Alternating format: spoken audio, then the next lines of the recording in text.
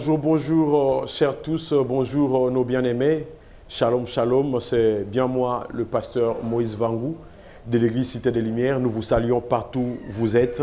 Et nous venons encore aujourd'hui avec un autre numéro de l'émission La Parole prêchée où nous allons parler autour d'un thème qui s'intitule « Prenez de l'assurance en Dieu ». Prenez de l'assurance en Dieu. C'est un enseignement ou une prédication où on va prendre 2 séances. On va commencer aujourd'hui, sûrement on va finir le samedi qui va suivre. Alors, sans plus tarder, nous prenons nos Bibles, on va lire 1 Thessaloniciens chapitre 2, versets 1 à 3. La Bible dit « Vous savez vous-même, frères, que notre arrivée chez vous n'a pas été sans résultat. Après avoir souffert et reçu des outrages à Philippe, comme vous le savez, nous prîmes de l'assurance en notre Dieu pour vous annoncer l'évangile de Dieu au milieu de bien des combats. Car notre prédication ne repose ni sur l'erreur, ni sur des motifs impurs, ni sur la fraude. » Oui, nous prions. Père, nous te disons merci pour ce moment où nous voulons partager la parole. Père, nous te prions de nous oindre, ô Dieu. Seigneur, qui suis si ce n'est qu'un morceau de poussière? Ce peuple n'a pas besoin d'écouter un homme, ce peuple a besoin d'écouter Dieu. Je te prie, Seigneur, de parler à ce peuple et qu'il y ait des transformations, qu'il y ait des guérisons divines. Dans le nom puissant de Jésus, nous avons ainsi prié. Amen. Amen, amen. Donc, je disais, je vais parler aujourd'hui sur « Prenez de l'assurance en Dieu ». C'est une émission qu'on a tournée autrefois, mais avec le problème des techniques, on n'a pas pu enregistrer l'émission, on n'a pas pu finir l'émission parce qu'il y avait un problème de technique aujourd'hui. On va reprendre avec l'émission et on va sûrement rajouter 2, 3, 4 choses par rapport à ce qu'on a dit autrefois. Alors, dans les textes que nous venons de lire dans 1 Thessaloniciens chapitre 2, et je prends seulement les 2e versets, la Bible dit « Après avoir souffert et reçu des outrages à Philippe, comme vous le savez, nous prîmes de l'assurance en notre Dieu. » Oh bien-aimé, j'aimerais dire à quelqu'un, c'est lieu, la souffrance ou les outrages a une caractéristique dans la vie d'une personne. Lorsque nous traversons les moments de souffrance, lorsque nous traversons les moments d'outrage, cela révèle avec qui nous faisons marche ensemble. Cela révèle avec qui nous avons comme partenaire. Bien-aimé, moment de difficulté, plus souvent, quand tu traverses des moments de difficulté, tu vas chercher quelqu'un pour qui tu vas confier tes problèmes. Et beaucoup de gens, quand les difficultés, les souffrances viennent dans leur vie, c'est comme ça que les gens vont chercher c'est comme ça que les gens vont chercher le mbikoudi ailleurs, les gens vont chercher de fétiches en fait. Mais ici, l'apôtre Paul nous montre qu'après avoir souffert et reçu des outrages à Philippe, comme vous le savez, nous prîmes de l'assurance en notre Dieu. Apôtre Paul, ce qui révèle qu'il marchait avec Dieu, quand il traversait les moments de souffrance, il n'a pas cherché les mbikoudi, il n'a pas cherché les fétiches, mais il a pris son assurance en Dieu. Il a puisé son assurance en Dieu. J'aimerais dire à quelqu'un en ces lieux, où est-ce que toi tu puises ton assurance? Où est-ce que toi tu puises ton assurance quand tout va mal? Où est-ce que toi tu puises ton assurance? J'aimerais te dire qu'il y a une seule assurance sur cette terre. La vraie assurance, c'est Dieu. Ceux qui partent auprès de Dieu, ils ne seront jamais déçus, bien-aimé. Toi qui t'appuies sur tes comptes bancaires, toi qui t'appuies sur ton argent, bien-aimé, tu risqueras d'être déçu. Paul, il a pris son assurance en Dieu. Dans Proverbes chapitre 28, verset 1, la Bible dit « Le méchant prend la fuite sans qu'on le poursuive. Les justes a de l'assurance comme un jeune lion. » Bien-aimé, le contraire du juste, c'est le méchant. On dit que les justes a de l'assurance comme un jeune lion. Mais les méchants, ils prennent fuite même quand on ne le poursuit pas. Oh, j'aimerais dire à quelqu'un, c'est lieu, toi qui vis dans la méchanceté, bien aimé, vivre dans la méchanceté, c'est quelque chose de pénible. Tu vas commencer à avoir peur même là où on ne te poursuit pas. Tu vas commencer à fuir même là où on ne te poursuit pas. Oh, bien-aimé, marche dans la justice. Si tu marches dans la justice, tu auras de l'assurance. Même si on vient pour faire le contrôle dans ton travail, quand tu sais que tu marches dans la justice, bien-aimé, tu n'auras pas peur. Tu seras assuré que moi, je marche dans la droiture. Moi, je marche dans la justice, bien-aimé. Oh, c'est bien, c'est beau, bien-aimé, de vivre dans la justice parce que cela te donnera l'assurance. Mais quand tu marches dans la méchanceté, bien-aimé, tu vas fuir même quand on ne te poursuit pas. Oh, alléluia. Bien-aimé, j'aimerais définir l'assurance. C'est quoi l'assurance, bien-aimé? L'assurance est une ferme persuasion. L'assurance est une confiance résultant d'un sentiment de sécurité. L'assurance, c'est aussi donner du courage. L'assurance, c'est du sang-froid, bien-aimé. Oh, alors que j'étais en train de définir l'assurance, je comprends que l'assurance et la foi marchent de pair, bien-aimé. Parce que la foi, du latin fides, de même radical que le verbe grec traduit par persuader. Donc si l'assurance est une ferme persuasion, la foi aussi du latin veut dire persuader. C'est la même chose avec l'assurance. Voilà pourquoi on a Hébreux chapitre 11 verset 1, là où on nous définit la foi, on nous dit que la foi est une ferme assurance. Oui, la foi c'est l'assurance, bien-aimé. Quelqu'un qui a la foi, bien-aimé, c'est quelqu'un qui a l'assurance, c'est quelqu'un qui est assuré. Mais parlons de l'assurance comme une persuasion, j'aimerais parler, il y a deux sortes de persuasions. J'en ai parlé quand je parlais des 4 aspects de la foi. Nous avons deux sortes de persuasions. Nous avons la persuasion en soi et la persuasion de l'autre, bien-aimé. Vous allez vous rappeler de la femme à la perte de sang. La femme à la perte de sang, elle avait cette persuasion en soi. La Bible dit qu'elle s'est dit en elle-même, si je puis seulement toucher les pans de sa robe, certainement je serai guérie.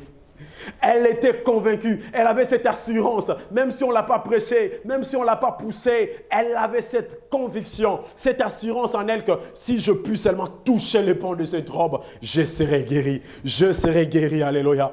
Mais il y a encore une autre personne, c'est Bartimée, dans Marc chapitre 10, versets 46 à 53. Bartimée aussi avait ce qu'on appelle la persuasion en soi. Alors que les gens venaient pour décourager Bartimée, mais Bartimée savait que sa guérison, il savait que sa délivrance passait par le biais de Jésus. Bartimée dit, papa,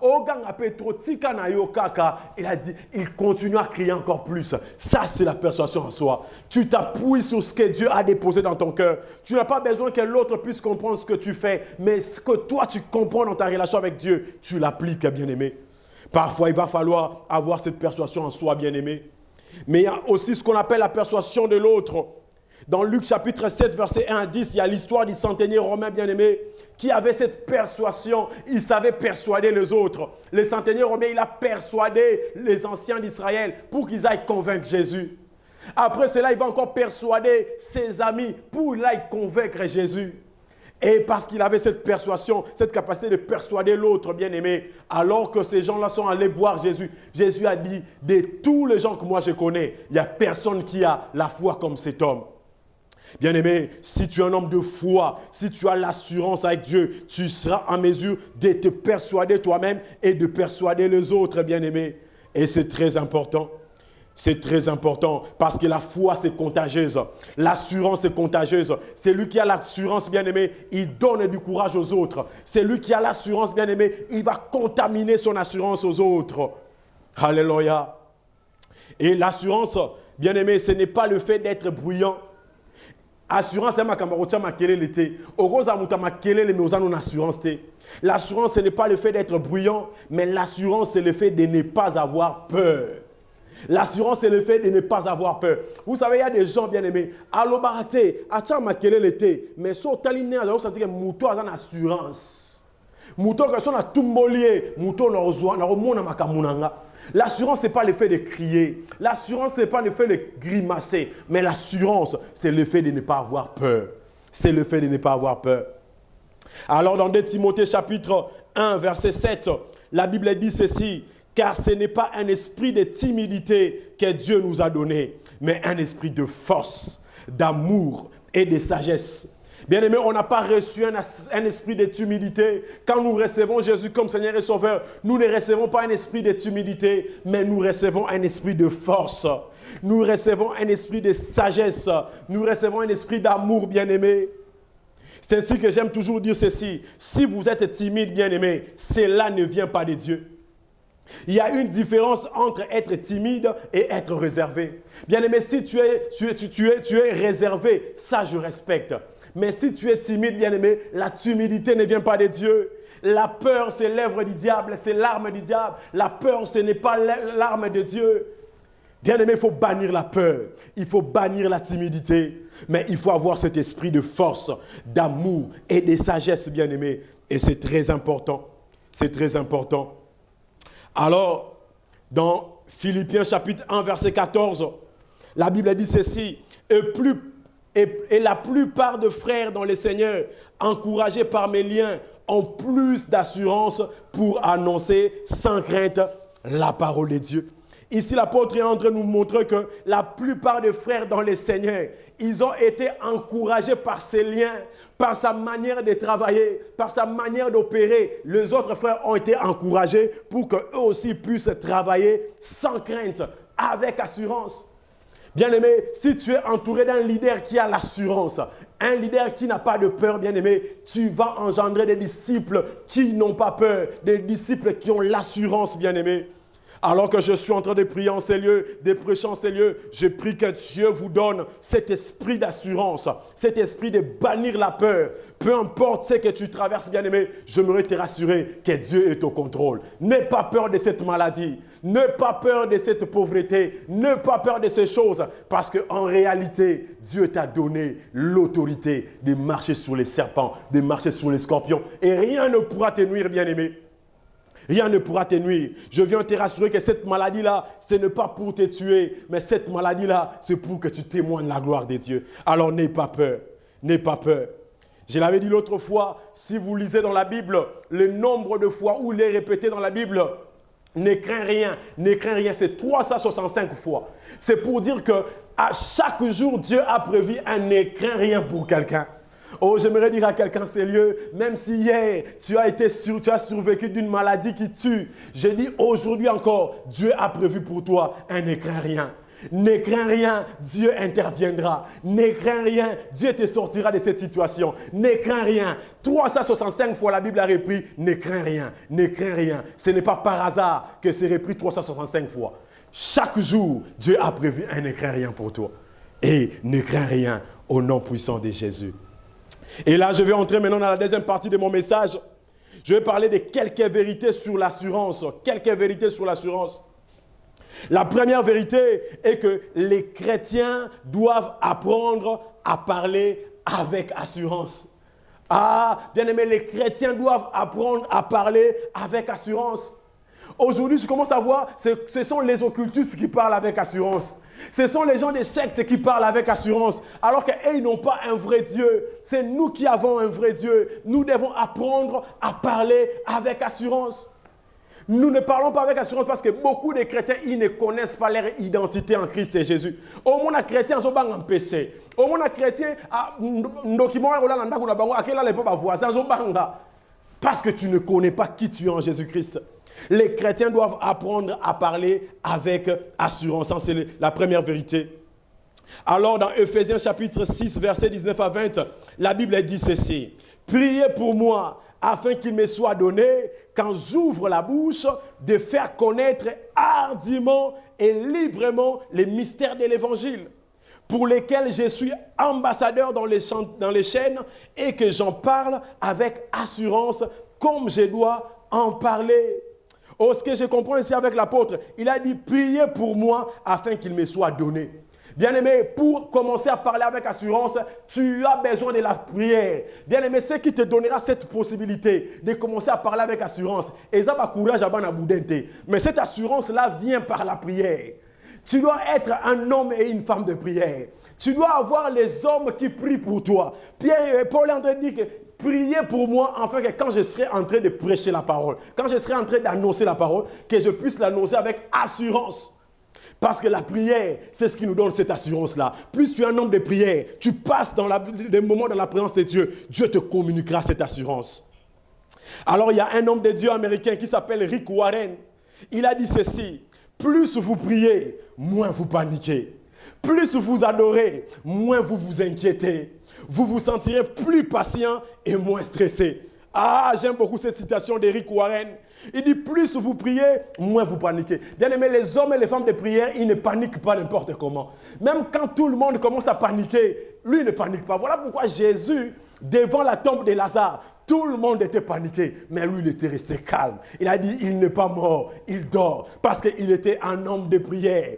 Plus vous priez, moins vous paniquez. Plus vous adorez, moins vous vous inquiétez. Les adorateurs bien-aimés sont les gens qui oublient les inquiétudes. Oh, à cause de azanga na ye, mais bon mon égal quoi azanga ngo. Ya on moni ba adorateur na ba homme de prière, ba te belé ba kabela bangote. Pour ça on landi ba attitude na ye, on landi ba nenga zalo quand on ira za bien na vie, o quand on ira bonga, abonga te mais assurance na ye azo puiser yango pa nzambe. Yango mon attend piaka, mais ye azan panique te. Attend piaka azan inquiétude te.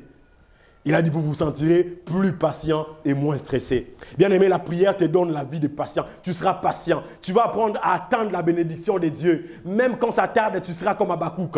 Tu vas rester là. Tu ne changeras pas d'église. Tu ne changeras pas d'endroit. Tu ne changeras pas de pasteur. Avec le même pasteur, le même endroit, là où tu as échoué, c'est le même endroit où tu feras la pêche miraculeuse.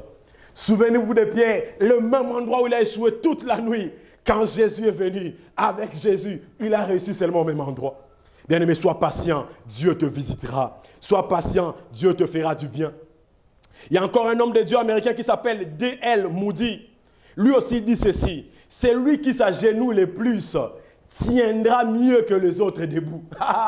J'aime beaucoup cette situation. Il dit, c'est lui qui s'agenouille le plus tiendra mieux que les autres debout. Bien-aimé, il faut apprendre à passer le temps à genoux, dans la prière, à genoux. Rekamashaya, Ribrosate, Ekamanasoya, Tekaria Sote.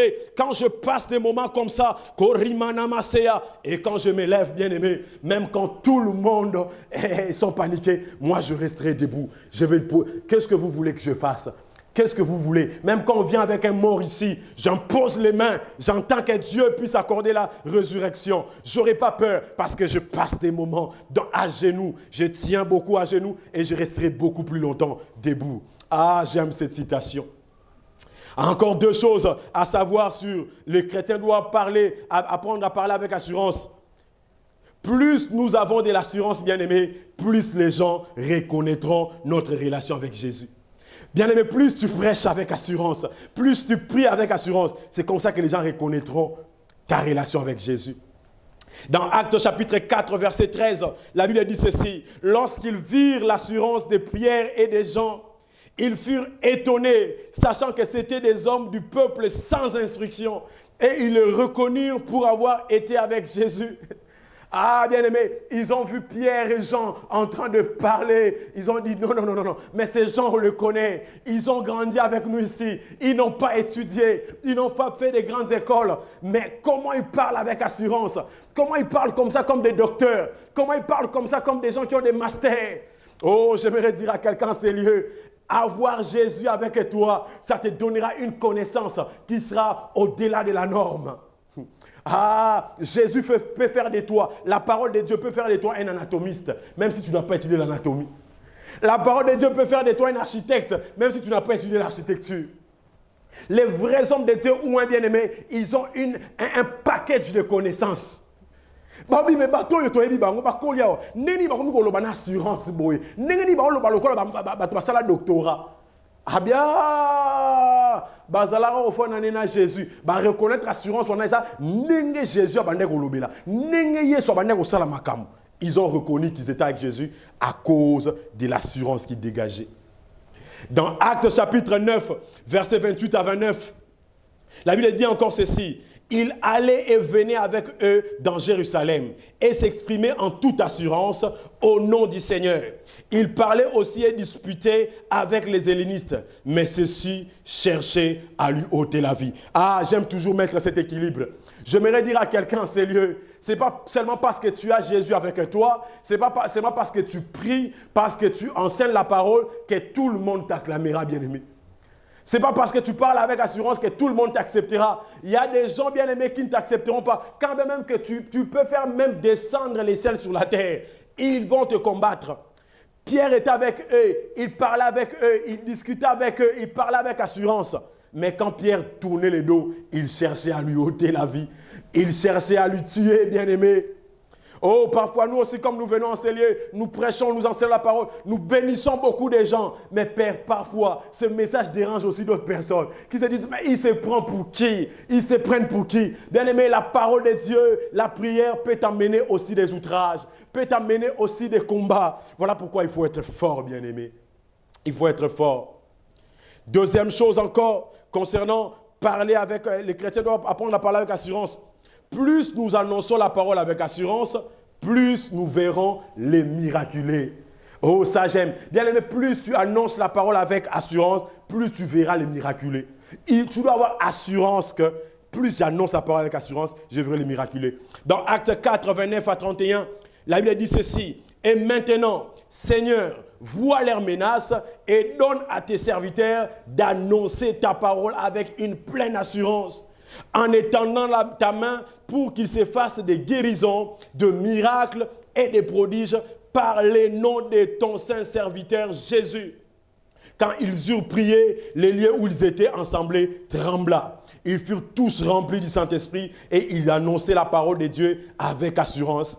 Bien aimé, c'est très important d'opérer les miracles, surtout là où la contestation est, surtout là où les combats commencent, là où les gens cherchent à te tuer, là où les gens cherchent. Il faut démontrer la puissance de Dieu. Il faut prier, il faut prêcher de la manière à démontrer la puissance de Dieu. Et ce que je sais, plus tu parles avec assurance, Dieu fera en sorte que les guérisons s'effacent. Dieu fera en sorte que les miracles s'effacent. Dieu fera en sorte que des prodiges s'effacent. Parce que tu ne viens pas à ton nom propre, mais tu viens au nom de Jésus.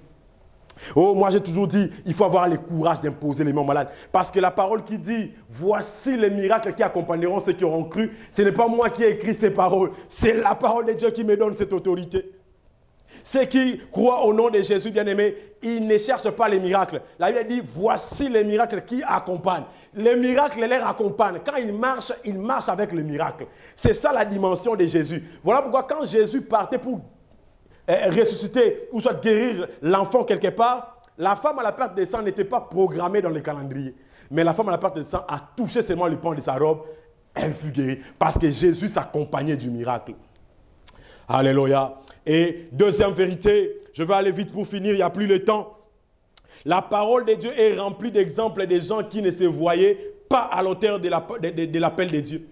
Bien aimé, il y a deux personnes dans l'Ancien Testament qui ne se voyaient pas à la hauteur. C'est pas, Dieu ne cherche pas, bien aimé, les gens qui sont qualifiés. Moïse et Jérémie ne se voyaient pas à la hauteur. Mais cependant, Dieu les a cherchés pour travailler avec eux avec assurance. Dans Exode 4:10, la Bible dit ceci. Moïse dit au Seigneur, ce n'est pas possible, Seigneur, je n'ai pas la parole facile, je ne l'ai jamais eue et je ne l'ai pas davantage. Depuis que tu me parles, j'ai beaucoup trop de peine à m'exprimer. Moïse ne savait pas parler, mais cependant Dieu l'a pris. Il l'a utilisé pour délivrer le peuple de Dieu. Ne te dis pas que moi je ne suis pas qualifié. Ne te dis pas que moi je n'ai pas étudié. Dieu ne cherche pas les gens qualifiés, mais Dieu les cherche les gens qui sont sans forme pour qu'il puisse les donner la forme. Jérémie aussi, dans Jérémie chapitre 1, verset 4 à 8, la Bible dit ceci. La parole de l'Éternel me fut adressée en ces mots. Avant que je t'eusse formé dans le ventre de ta mère, je te connaissais. Et avant que tu fusses sorti de son sein, je t'avais consacré. Je t'avais établi prophète des nations. Je répondis, ah, Seigneur éternel, voici je ne sais point parler, car je suis un enfant. Et l'Éternel me dit, ne dis pas, je suis un enfant, car tu iras vers tous ceux auprès de qui je t'enverrai, et tu diras tout ce que je t'ordonnerai. Ne les crains point, car je suis avec toi pour te délivrer, dit l'Éternel. Jérémie aussi disait, je ne sais pas parler. C'est comme si Dieu cherche seulement les gens qui ne savent pas parler. C'est comme si Dieu cherche seulement les gens qui ne sont pas compétents. C'est parce que Dieu est capable de changer un incompétent en un homme compétent. Alléluia. Deuxième vérité, tu dois comprendre que Dieu choisit les gens qui ne se voient comme ils sont nuls. Troisième vérité, bien-aimé, votre capacité vient de Dieu. Bien-aimé, tu dois comprendre que ta capacité pour prêcher la parole, ta capacité pour annoncer avec assurance ne vient pas de toi, mais elle vient de Dieu. Dans 2 Corinthiens 3, 4 à 6, la Bible dit ceci. Cette assurance-là, nous l'avons par Christ auprès de Dieu. Ce n'est pas à dire que nous soyons par nous-mêmes capables de concevoir quelque chose comme venant de nous-mêmes. Notre capacité, au contraire, vient de Dieu. Il nous a aussi rendus capables d'être ministre d'une nouvelle alliance, non de la lettre, mais de l'esprit, car la lettre tue, mais l'esprit vivifie. J'aimerais dire à quelqu'un, c'est lieu, ta capacité ne vient pas de toi, la capacité vient de Dieu. Attache-toi à Dieu, accepte l'appel de Dieu, réponds à l'appel de Dieu, c'est comme ça que Dieu va te capaciter. Ne te dis pas que moi je ne sais pas parler. Ne te dis pas que moi je n'ai pas assez étudié. Ne te dis pas ces choses parce que ta capacité viendra de Dieu. Tu puisses ta paix en Dieu. Tu puisses ta joie en Dieu. Parce que la Bible dit ceci dans Romains 10, 17. Car le royaume de Dieu se caractérise par la justice, la paix et la joie par le Saint-Esprit. Bien aimé, quand le royaume de Dieu arrive dans ta vie, ça t'apporte la justice. Quand le royaume de Dieu arrive dans ta vie, ça t'apporte la paix que le monde ne peut pas donner. Quand le royaume de Dieu arrive dans ta vie, ça t'apporte la joie que le monde ne peut pas donner. Et la dernière chose pour finir avec mon message, quatrième vérité concernant l'assurance, sa force est perfectionnée dans votre faiblesse. Tu dois comprendre que la force de Dieu se perfectionne dans notre faiblesse. Bien aimé, tu dois apprendre à s'avouer vaincu devant Dieu. Liboso nzambe koyaka na ba PTT. Liboso nzambe koyaka te ovimbelela wakester te. Liboso nzambe yaka la kise bolembu na yo. C'est comme ça que lui va te démontrer sa force. Sa force est perfectionnée dans votre faiblesse, bien aimé. Dans 2 Corinthiens 12, 9, la Bible dit ceci. Et il m'a dit, ma grâce te suffit. Car ma puissance s'accomplit dans la faiblesse. Je me glorifierai donc bien plus volontiers de mes faiblesses, afin que la puissance de Christ repose sur moi. Alléluia. Bien-aimé, la force de Dieu, c'est dans notre faiblesse. Voilà pourquoi tu vas voir plusieurs hommes de Dieu. Au monde, il y a mais il y a un problème, mais ils ont trouvé une solution. Parce que Dieu ne cherche pas les gens qui sont déjà compétents, les gens qui sont imbus de lui-même, d'eux-mêmes. Non. Dieu cherche les gens qui ont des faiblesses. Montre-lui ta faiblesse. Dis-lui que je ne sais pas parler comme Jérémie a dit. Dis-lui comme Moïse, je ne sais pas parler. Dis-lui que je suis un pécheur. Avec ce péché, je n'arriverai pas. C'est comme ça que lui va te prendre, il va te transformer, il va te travailler, bien-aimé. Alléluia. Et pour finir mon message, j'aimerais dire ceci. Il faut avoir l'assurance que quand vous priez ou vous prêchez, Dieu va se manifester. Tu dois avoir l'assurance que quand je prie, comme quand je suis en train de prêcher, je suis en train de prier en ces lieux, je crois que Dieu se manifeste dans les familles, il se manifeste. Mais il ne faut pas tomber dans le piège que cela vient de vous. Si quelqu'un vient témoigner que « Pasteur, j'ai reçu un miracle à cause de l'émission passée », ne pense pas que ça vient de toi. Je ne dois pas penser que ça vient de moi parce que cela vient de Dieu. C'est Dieu qui opère cela. C'est pour la gloire de son nom et non pour la gloire de Moïse Vangu, non pour la gloire de la parole prêchée, mais pour la gloire du Seigneur. Que Dieu bénisse sa parole. Amen, amen. Je vais prier. Père, je te prie pour ce message. Laisse que partout où ce message est arrivé, que tu puisses, oh Dieu, accompagner ces messages par des signes et des prodiges. C'est lui qui manquait la paix, Seigneur, donne la paix. C'est lui qui manquait la joie, Seigneur, donne la joie. C'est lui qui subissait l'injustice auprès des hommes. Je prie que la justice de Dieu entre, Père. Donne l'assurance, Père de gloire. Emmène-nous au-delà des limites. Je déclare le miraculeux, je déclare la grandeur, je déclare la hauteur. Dans le nom puissant et glorieux de Jésus, par le Saint-Esprit, j'ai ainsi prié. Amen. Que Dieu bénisse. C'était le pasteur Moïse Vangu de l'église Cité des Lumières. On acclame pour le Seigneur. Bye bye. Bye bye. Bye bye.